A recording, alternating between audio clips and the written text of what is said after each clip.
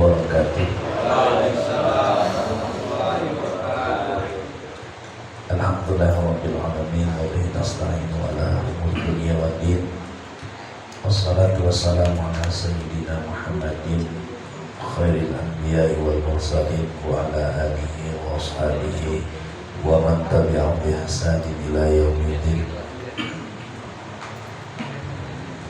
Allah Ta'ala fi ayatihil karimah wa yasdaqul maqala a'udhu billahi minasyaitanir rajim. Bismillahirrahmanirrahim. Aw kalladhi marra ala qaryatin wa hiya khawiyatun ala urushiha qala anna yuhyi hadhihi Allahu ba'da mautiha famatahu Allahu mi'ata amin thumma ba'athahu qala kam labith qala labithtu yawman aw ba'da yawm qala bal labithta mi'ata amin fanzur ila ta'amika wa syarabika lam yatasanna wanzur ila himarika wa linaj'alaka ayatan linnas wanzur ila al-'udhami kayfa nunshiduha thumma naksuha lahman falamma tabayyana lahu qala a'lamu anna Allaha ala kulli shay'in qadir. Shadaqallahu al-'azim wa shadaqa rasulul karim wa nahnu ala dhalika minasyahidin wa syakirin walhamdulillahi rabbil alamin. Hadratul Mukarramin, para orang tua kita, wabil khusus Bapak Haji Sigit, mudah-mudahan Allah senantiasa berikan kesehatan kepada beliau. Allah senantiasa panjangkan manfaatnya untuk kita semua.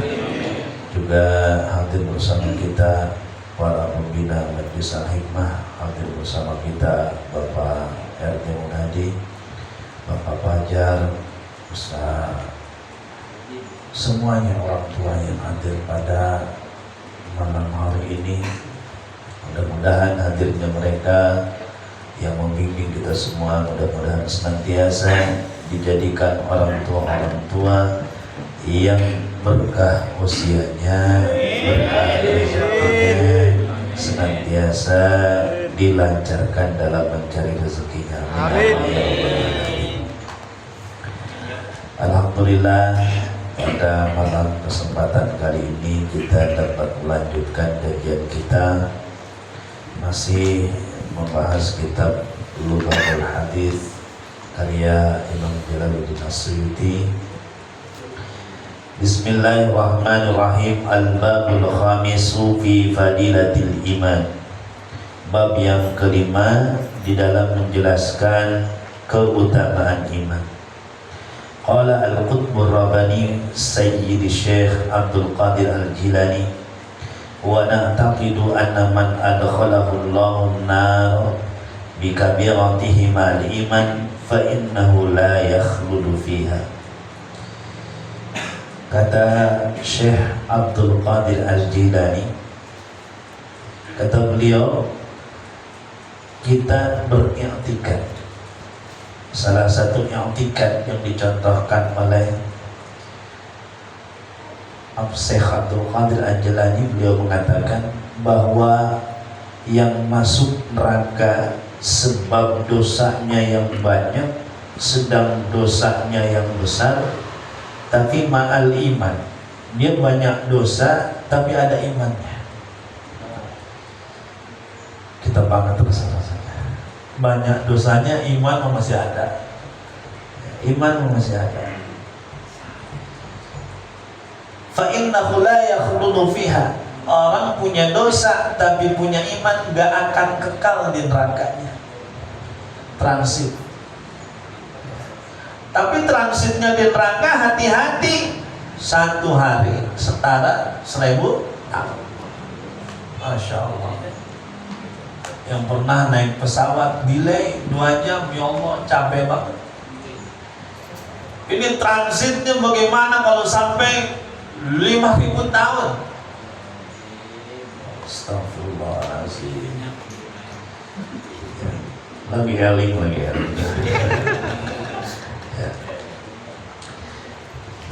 Dia tidak akan kekal di dalam neraka, bal yukhrijuhu minha, akan tetapi akan dikeluarkan pada akhirnya dari neraka itu, gak akan kekal. Maka masih beruntung kita. Bahasa orang kita, untung gak rusak, untung udah jatuh, untung nggak patah, padahal udah pincang, masih untung aja.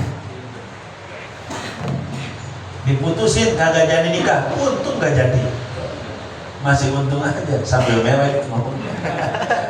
Ya. Gitu. Pada akhirnya akan dikeluarkan dari neraka. Kenapa? Kata Syekh Abdul Qadir Al-Jailani, li'anna nara fi haqqihi kasijni fid dunya.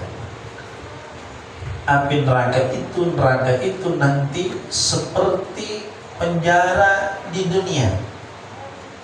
Yustawfa minhu biqadri jarimatihi tsumma yukhriju. Orang akan dihukum sesuai dengan kadar kesalahannya. Ada yang salahnya cuman korupsinya 100 juta, cuman 100 juta itu cuman 100 juta 2 tahun. Ada yang korupsi ditambah lagi dengan korupsi, tambah 5 tahun. Ada yang 10 tahun. Setiap orang di dunia dihukum di penjara, pada umumnya dihukum sesuai dengan kadar berat mereka dihukumnya berapa lama. Alhamdulillah di Indonesia walau dikategorikan penjara itu kejam, tapi tidak ada apa-apanya dengan di Timur Tengah. Di Mesir, orang tahanan-tahanan politik, dia di penjaranya itu hanya bisa untuk satu berdiri, satu orang duduk. Jadi bisa duduk buat satu orang, bisa berdiri untuk satu orang, nggak bisa gerak. Di atasnya ditetesin air yang kecil, itu kalau 1 hari nggak apa-apa, paling sakit panas, paling demam.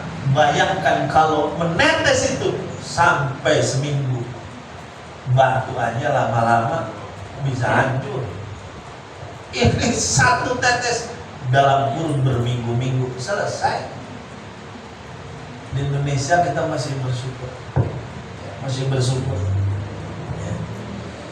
Nah, kata Syekh Abdul Qadir Al-Jailani itu seperti orang masuk ke penjara di dunia, nanti di neraka itu. Orang kalau sudah beres dosanya, keluar dia dari penjara.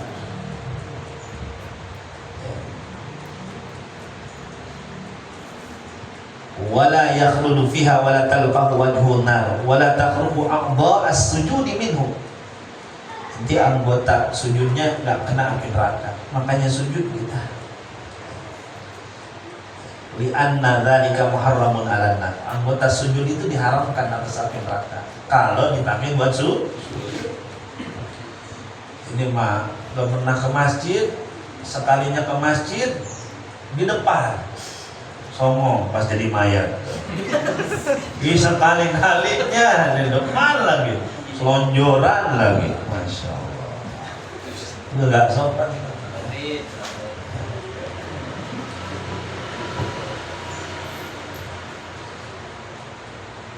Beruntung kita kalau jidat ini, tangan ini, lutf ini pernah dijadikan sujud. Insya Allah Allah haramkan anggota sujud kita.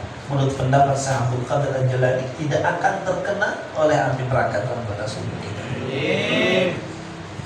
Nggak cukup amin harus sujud. Amin dong, nggak cukup. Pendukungnya capres kabul. Nggak mau amin ya nggak apa-apa. Kabul. Yang satu lagi ya Rob. Nanti pada akhirnya hatta yakhruja minha fayadkhulul jannata wa yu'ta darajat ala qadri ta'atihi allati kanat lahu fid dunya. Pada akhirnya dia akan dikeluarkan dari neraka, akan dimasukkan ke dalam surga. Nanti dia sesuai dengan derajat yang dia lakukan di dunia. Masuk surga yang paling enak, surga Firdaus, ada kelas-kelasannya. VIP 1, VIP 2, ekonomi. Kalau ibarat naik kereta, ada yang di ujung, ada yang di depan, dekat dengan restorannya. WC-nya cakep, nah, ada kelas-kelasnya. Semua itu tergantung dengan ketaatan kita di dunia. Itu menurut Syekh Abdul Qadir Al-Jilani. Maka jangan remehkan ketaatan apapun yang kita lakukan. Ya, bahwa sekecil apapun ketaatan itu akan bermanfaat bagi kita di yaumil akhir. Ya, Masya Allah.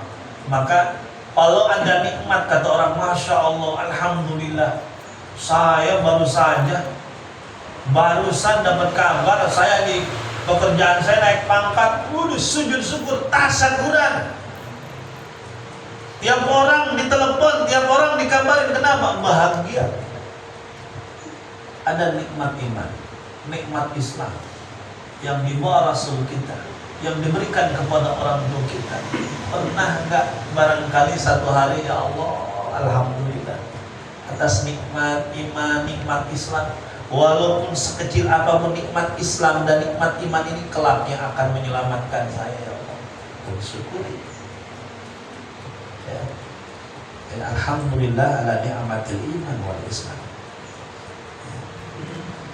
Beruntunglah kita jadi umat Nabi Muhammad, umat yang beriman. Sejelek-jeleknya kita, insya Allah dengan rahmatnya Allah kita akan masuk ke surga. Amin ya Allah ya Rabbal Alamin. Cuman transitnya jangan lama-lama, ya. Al-babus saditsu fi fadilatil wudu. Bab yang ke-6 menjelaskan tentang keutamaan wudu.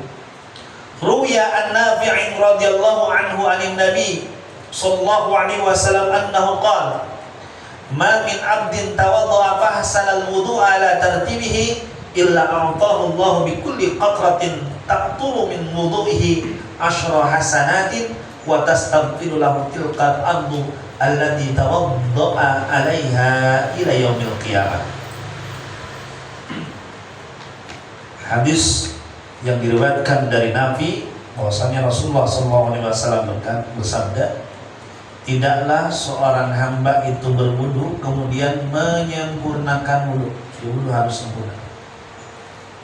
Ya, jangan kayak capung lewat air, pergi. Ya, wudu bukan balap-balapan, harus paling sempurna.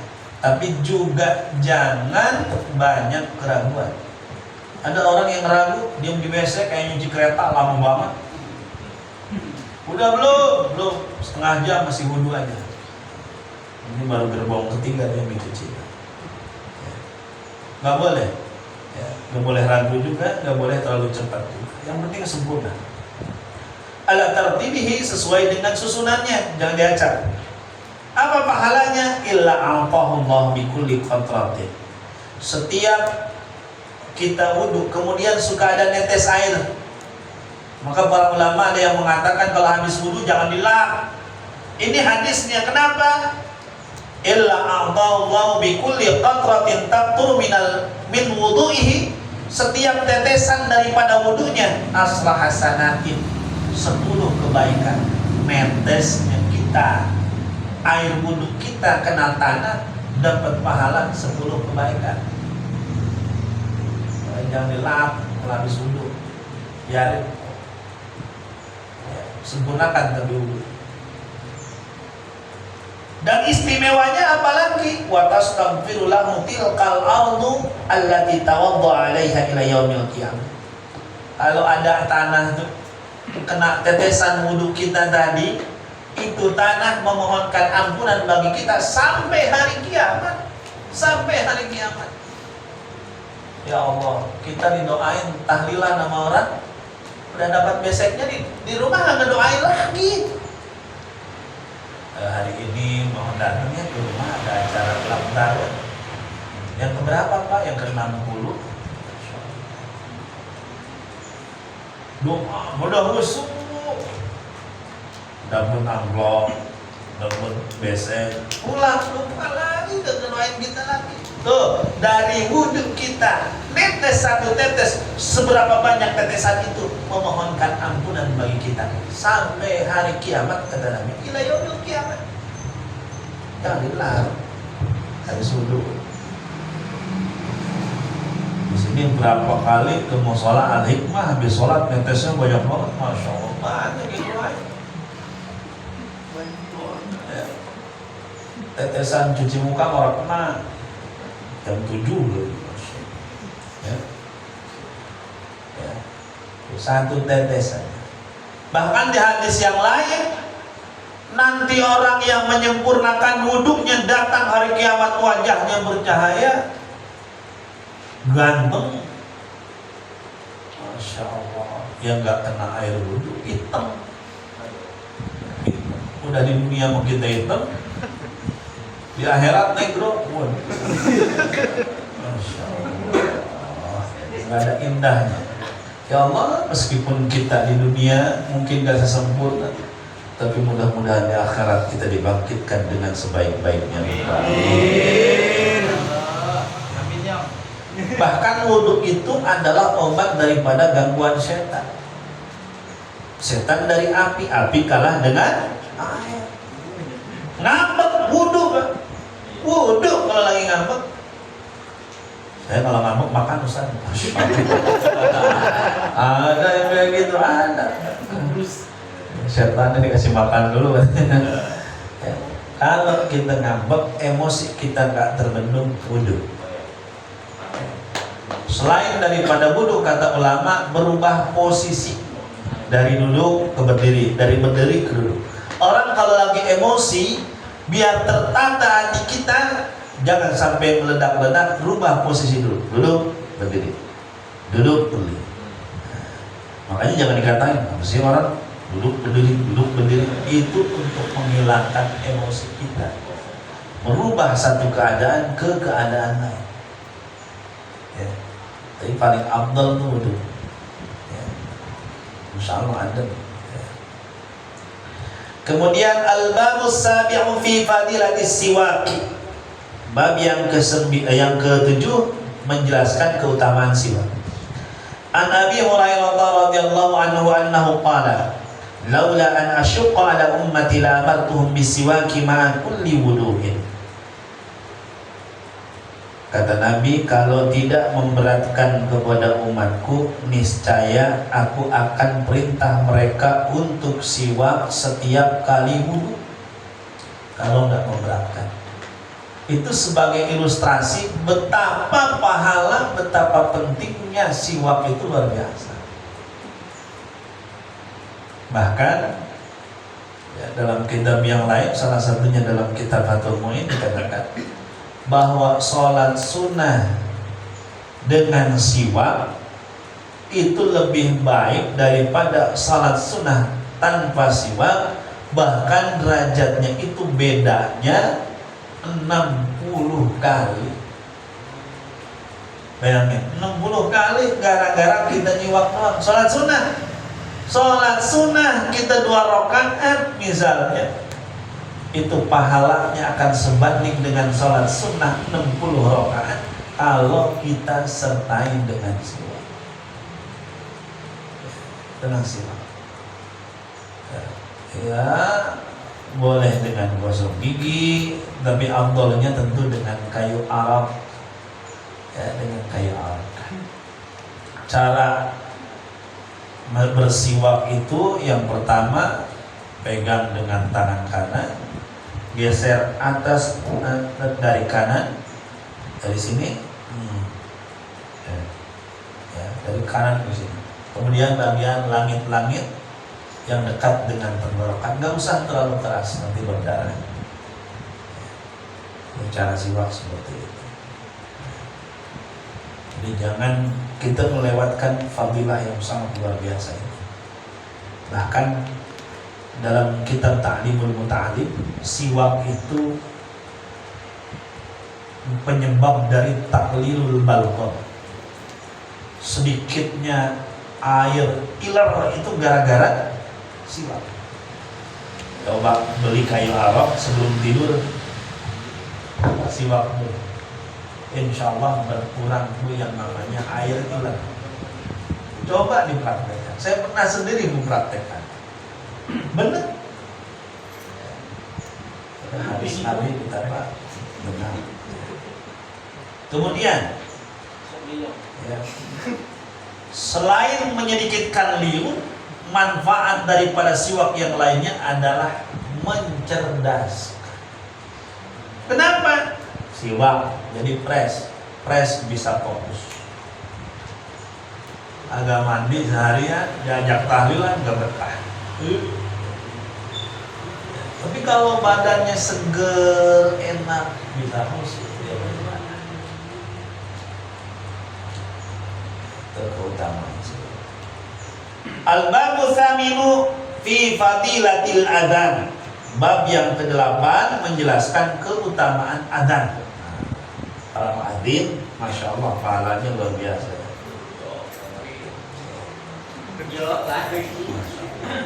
Bagi yang muadzinnya. Kayak Masjidil Haram.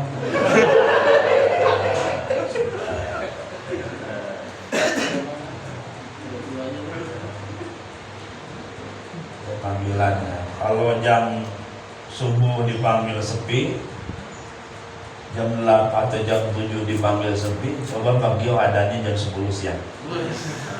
Insya Allah banyak yang datang. Sejak kapan? Dibalikin lagi sama Bagio, lah habis gua panggil pas waktunya kagak datang, lah jam segini pada datang. Yang gila lo apa? Lu dicoba. Paling dikerangkeng sama hasilnya. Dikerangkeng.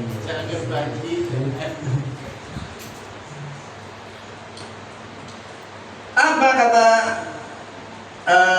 Nabi? Qala li Bilal. Nabi berkata kepada Bilal, "Idza adanta fatarassa." Kalau azan pelan-pelan, kalem. Allahu Akbar. Kalem, jangan kayak qomat. Tapi kalau qomat fa idza aqamta fahruz. Kalau qomat cepetin. Ya, jadi kalau qomat jangan kelamaan. Kalau azan dilamain dikit. Dia mau azan besok. Oh. Kasih.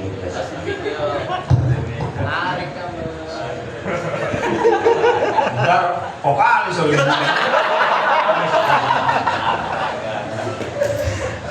Setelannya kan beda.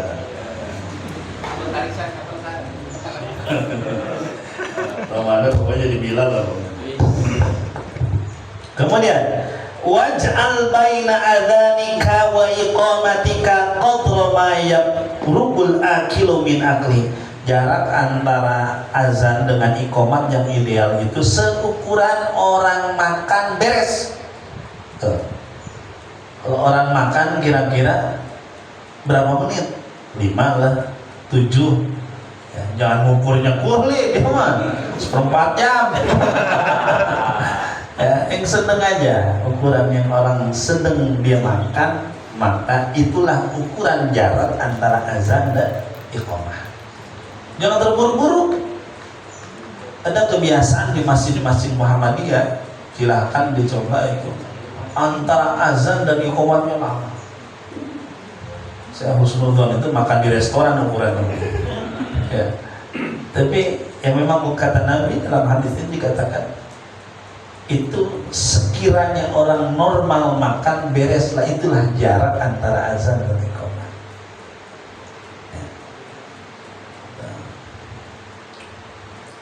Al-babu tasi'u, bab yang ke-9 fi fadilati sholatil jamaati, menjelaskan keutamaan sholat berjamaah. An-Nabi qala ata Nabiya sallallahu alaihi wasallam rajulun a'ma. Datang kepada Nabi siapa? Seorang laki-laki yang buta. Faqala ya Rasul, wahai Rasul, laisa li qa'idin yaquduni ilal masjid. Ya Rasul, saya enggak ada yang nuntun ke masjid tuh, kata orang yang buta tadi. Farakhasa lahu. Kemudian Nabi memberikan keringanan kepada orang tersebut. Falamma wallada'ahu, Setelah beranjak, Nabi panggil orang itu yang buta tadi. Hal tasma'u nida'a bis salati? Apa engkau dengar azan untuk salat? Kata orang buta tadi, qala na'am. Qala fa'ajibhu, penuhilah. Orang buta nggak ada yang nuntun, itu salat jamaah. Kita mah alhamdulillah seger. YouTubean 2 jam kuat. Gak usah dibopong, gak usah dituntut, ada azan, fa'ajib, tunaikan. Masya Allah. Hati-hati. Ada orang, kata Ibnu Athaillah itu, kalau orang senangnya yang sunnah itu semangat. Tapi kalau sama yang wajib dia lalai, ketahuilah dia mengerjakan yang sunnah itu karena nafsu. Urusan sholat jamaah bodoh amat. Urusan sholat lewat-lewat bolong-bolong nggak apa-apa. Giliran dikasih wirid sama gurunya biar cepet kaya, tiap hari. Tiap hari dibaca. Suruh jam 2 bangun. Jam 3 bangun. Masya Allah, boro-boro kaya. Siangnya malah tidur. Masya Allah. Jadi kalau pengen kita yang sunnah cakep, maka yang wajib harus cakep. Orang kalau pengen punya hasil, punya laba, modalnya harus balik dulu. Mana modal kita? Modal kita yaitu yang fardu. Yang fardu harus kita tunaikan dulu biar nanti dapat laba. Mana labanya? Yang sunnah. Orang kalau sudah balik modal harus berharap dapat laba. Orang kalau sudah rajin yang fardu yang sunnahnya tunaikan. Ini yang buta. Bahkan ini nggak berbicara di zaman Nabi, di zaman sekarang. Lihat di YouTube ada orang buta yang kerjaannya tiap hari azan ke masjid. Dia datang paling duluan, dia taruh benang sampai ke masjid. Kalau berangkat nyampe masjid. Apa perlu tiap orang punya benang? Aduh, sama ayam digeserin kuat kok. Oh nyampe sih. Salah server dari sini ya. Jadi yang wajib ini terutama sholat jamaah, masya Allah, fadilahnya luar biasa. Ya. Al-babul ashiru, bab yang ke-10 fi fadilatil jum'ati, menjelaskan keutamaan sholat Jumat. An Ibnu Abbas annahu qala Rasulullah sallallahu alaihi wasallam. Tuh. Ini setelah tahu hadis ini maka kita akan yakin yaghfirullah, Allah akan mengampuni Lailatul Jum'ati, pada hari Jumat, li ahlil islami ajma'in, untuk ahli Islam semuanya. Makanya kenapa orang tua kita kalau yasinan, tahlilan hari Jumat itu. Wa an Salman radhiyallahu anhu qala li Rasulullah sallallahu alaihi wasallam, ya, atadri lima sumya yaumal jumu'ati, kenapa dinamakan hari Jumat? Ada beberapa pendapat. Qultu la, kata Salman, saya nggak tahu. Allah berkata Nabi, li'an nabihi jumi'a abuka Adam, karena pada hari itu Jumi'ah itu dikumpulkan siapa? Nabi Adam, disebut Jumi'ah. Ada riwayat lain sebagian ulama qala ba'duhum huwa ijtima'u qalibi Adam wa ruhi ba'da an kana mulqan 40 sana. Hari Jumat juga adalah ijtima'u qalibi Adam, berkumpulnya badan Nabi Adam dengan rohnya setelah mulqan. Mulqan itu tergeletak, terbiarkan selama 40 tahun. Ijtima itu kumpul seakar kata dengan kata Jumat. Menurut ulama yang lain, lijtimai Adam wa Hawa ba'dal furqatit tawilah, karena hari Jumat itu berkumpulnya Nabi Adam dan Siti Hawa setelah perpisahan yang panjang. Wa qila innama sumiya bidzalika lijtimai ahlil bilad wa rusadifi. Disebut juga hari Jumat karena orang kampung, orang kota berkumpul untuk melaksanakan sholat Jumat. Disebut juga hari Jumat kenapa? Li'annahu taqumu fihil qiyamah. Hari kiamat terjadi hari Jumat. Nanti pada hari kiamat dikumpulkan di dalam Al-Qur'an, yauma yajma'ukum liyaumil jam'i. Nah, itu pendapat semua menurut Syekh Abdul Qadir Al-Jilani. Hari Jumat. Hari Jumat kita sudah mulai dari semenjak ba'da subuh boleh kita niat mandi untuk sholat Jumat. Misalnya yang kerja kan, kerjanya jauh, gak memungkinkan untuk pulang, hanya keluar kantor ke masjid, dia sholat Jumat, niat mandi sunnahnya bisa habis subuh sebelum berangkat kerja. Jadi sudah diniatkan untuk sholat Jumat, tidak apa-apa, sudah hasil kesunahan mandi Jumat. Yang harus diperbanyak di hari Jumat adalah istighfar dan wiridan-wiridan yang lain. Ya, itu harus diperbanyak. Kemudian al-babu hadi asyara, bab yang ke-11 fi fadilatil masajid, di dalam menjelaskan keutamaan masjid. Masjid itu ya termasuk mushola. Hanya ada masjid jami, ada masjid.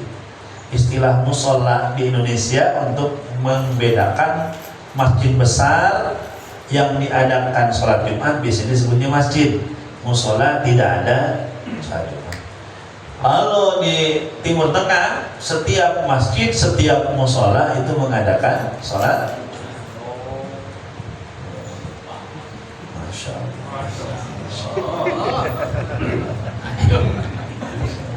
Ini kalau pemuda hijrah, Masya Allah.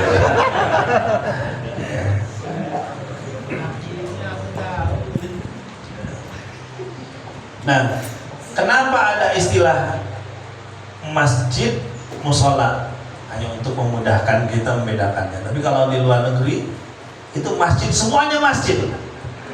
Yang membedakan hanya masjid biasa dan masjid jami. Karena masjid itu artinya tempat sujud. Jadi kalau diterjemahkan itu bahasa Arab, artinya tempat sujud. Wahia buyutullahi ta'ala li'annaha mahalu ibadati, karena dia adalah tempat ibadah kepada Allah Subhanahu wa ta'ala. Jadi kalau sudah masuk ke masjid, itu tandanya kita akan beribadah. Memang ada kendala, kadang di kita ini pemahamannya masih mohon maaf. Ada anak-anak yang dilarang ke masjid karena berisik. Kalau masjid berisik, ada anak-anak, berarti itu orang tuanya bagus. Kalau di masjid gak ada suara anak-anak, berarti orang tuanya gak mengajarkan kepada anak yang tersalah. Jadi jangan khawatir kalau ada suara anak-anak berisik di sholat daripada masjid gak ada suara anak-anak. Kita semua pampok buat kalau datang kamu. Tahu yang badannya gede, galak banget Pak. Waduh, semuanya tertuju ke Om Yan. Waduh, kata Om Yan yang gede banyak.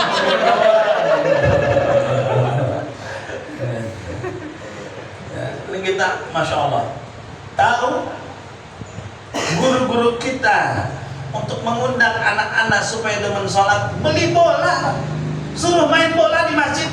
Pas waktunya adzan, kita istirahat dulu ya, break dulu ya, half time, kalah sama Panama. Ya, itu break dulu sholat. Kita anak-anak kita datang ke masjid gak bawa bola kan? Anak-anak kalau di Timur Tengah sholat Allahu Akbar, tulisan belakangnya Lionel Messi. penyerang paling depan gitu. Itu nggak apa-apa. Makanya kalau ada anak-anak kita yang berisik, ya pasti berisik. Tapi kasihkan pemahaman. Di sana mainnya agak jauhan ya, jangan terlalu berisik. Jangan sampai pernah kita ragu. Ya. Karena kalau sudah trauma ke masjid, masya Allah, nanti kita ikut dosa, punya peran dosa gitu. Jangan khawatir dengan berisiknya anak di masjid, tapi khawatirlah kalau masjid sudah tidak ada suara anak-anak, di masa depan tidak ada suara orang tua di masjid. Kalau tidak ada suara anak-anak di masjid, anak-anak mau kadang-kadang kan jam 5 sudah sholawatan, masya Allah, mik itu dikuasai, habis aja diambil lagi, kurang abdul. Tapi lah begitulah anak-anak.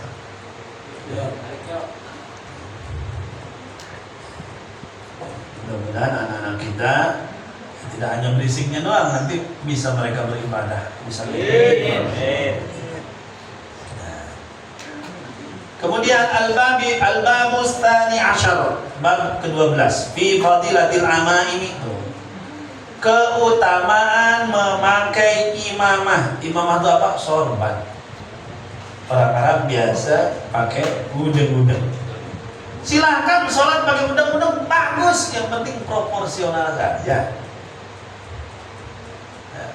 Proporsional, pakai jubah, pakai ini. Jumatan cakep, duduk paling depan.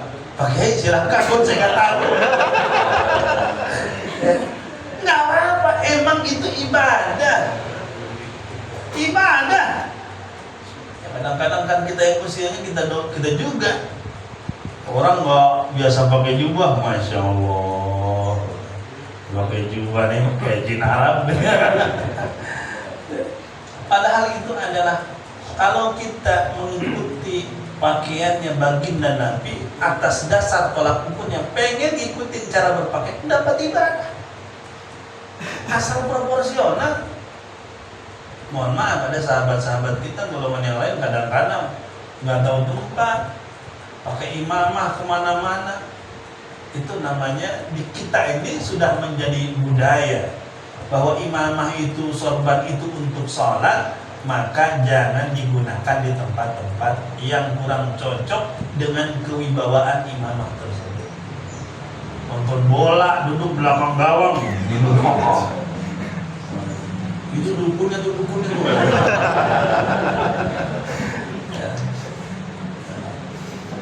Ya, bagus. Apalagi salat Jumat. Kalau punya pakai. Kalau nggak mau diiketin minimal disorbanin, pakai imamah itu. Pahalanya luar biasa. Kalau pakai kayak habaib, nggak apa-apa. Asal di waktu-waktu ibadah. Tahlilan masuk yuk. Luar biasa nih.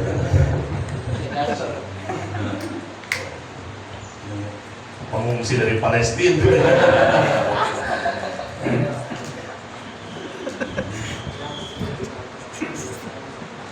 Qala Sayyidi Syekh Abdul Qadir Al-Jilani. Ini pendapatnya Syekh Abdul Qadir Al-Jilani yang mengatakan bahwa jangan dikit-dikit kalau berkaitan dengan Arab kayaknya nggak ada beban. Kata beliau, yukrahu kullu ma khalafa ziyil Arab. Khalafa ziyal Arab. Bahkan kata beliau, tidak disenangi setiap sesuatu yang bertentangan dengan pakaian orang Arab. Wa syabahu ziyyal azim, dan menyerupai pakaian-pakaian non Arab. Maksudnya di sini zaman dulu itu adalah non Muslim. Ya, jangan menyerupai pakaian-pakaian mereka. Kita mah masya Allah pakai jubah cakep, ya, pakai koko cakep. Yang penting proporsional. Pakai sarung cakep, kemana-mana pakai sarung. Yang penting jangan naik pohon kelapa pakai sarung.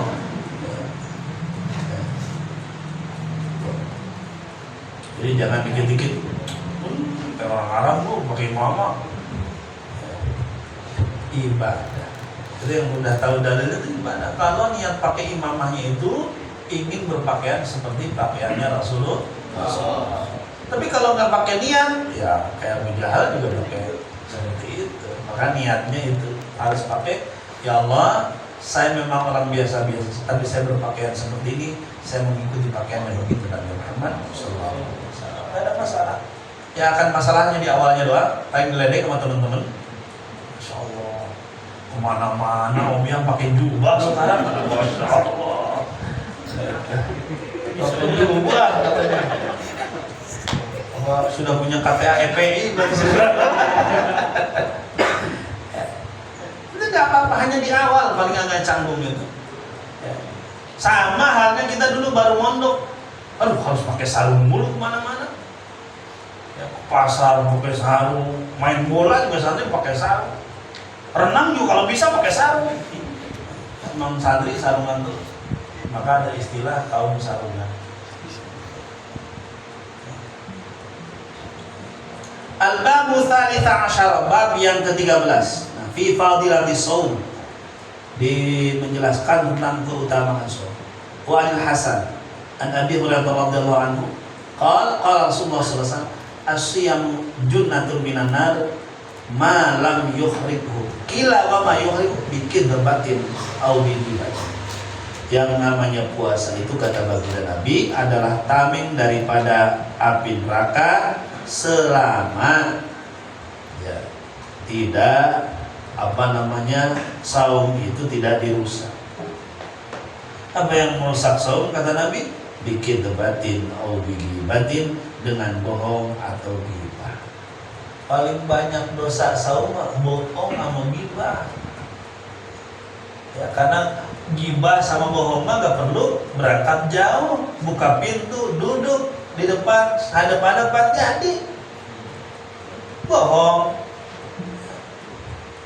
Alhamdulillah tadi saya baru dapat duit, alhamdulillah berlebaran berapa? 10 juta. Besoknya ngambil rokok gak dibayar.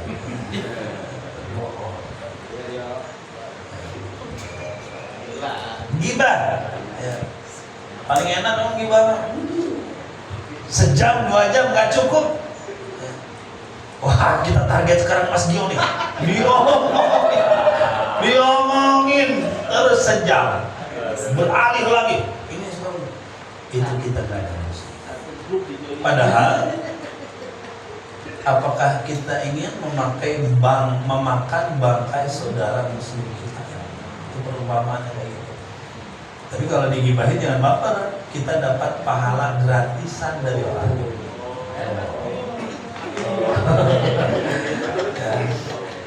Dapat subsidi itu, dapat subsidi pahala ya.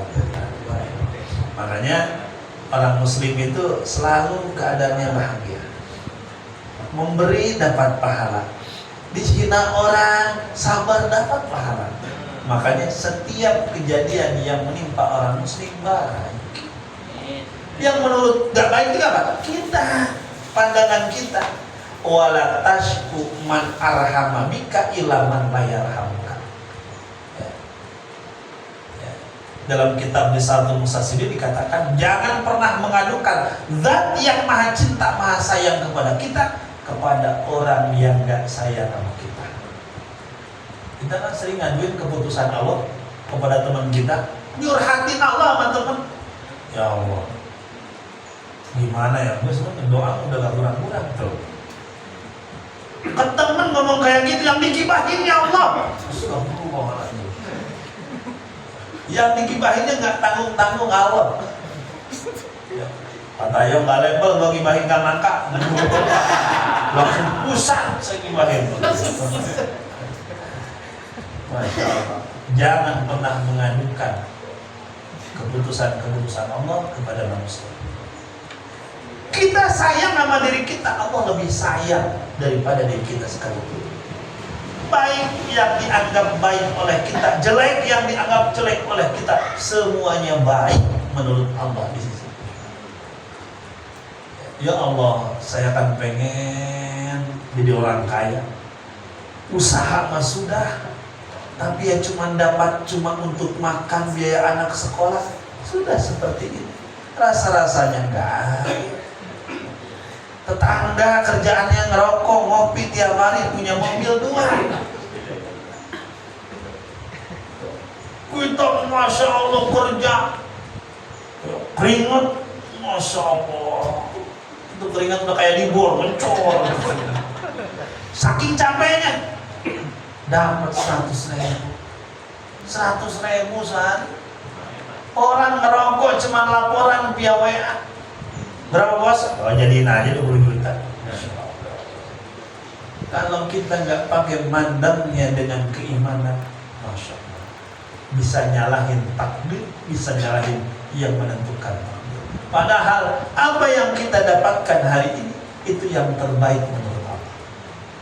Ya, makanya harus iman kepada qada dan qadar itu bukan hanya baiknya, tapi khairihi wa syarrihi, baik jelek itu semuanya dari Allah Subhanahu wa taala. Kemudian kata beliau melanjutkan, jangan pernah menunjukkan kesedihan, kebutuhan di hadapan orang supaya kita dapat belas kasihan. Jangan banyak ngeluh di hadapan orang. Ya Allah, baru gue gajian kemarin, udah tinggal cepet lagi nih. Cepet lagi. Jangan pernah menghancurkan wibawa kita sendiri, membagikan kesedihan kepada orang lain. Apa untungnya?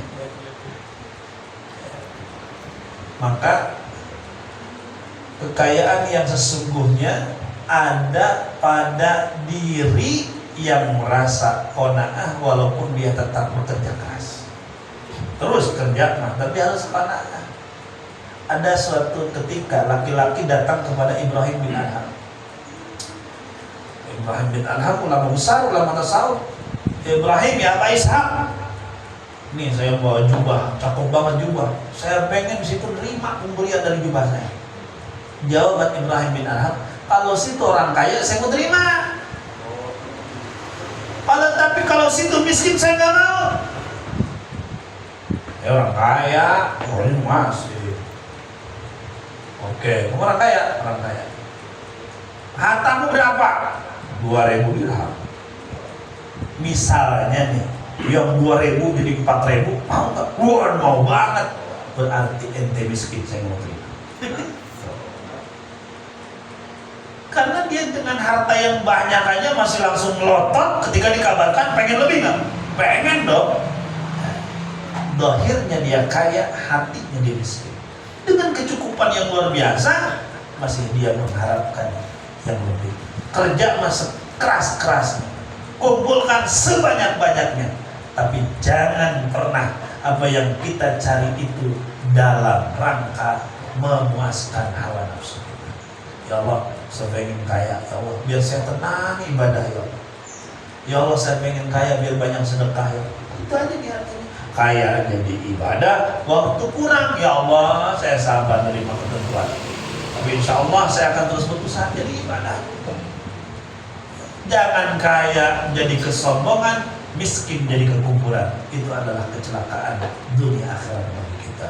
Wallahu a'lam bishawab. Mari kita berdoa. Kita khususkan untuk para almarhum, khususnya untuk para wakil musola.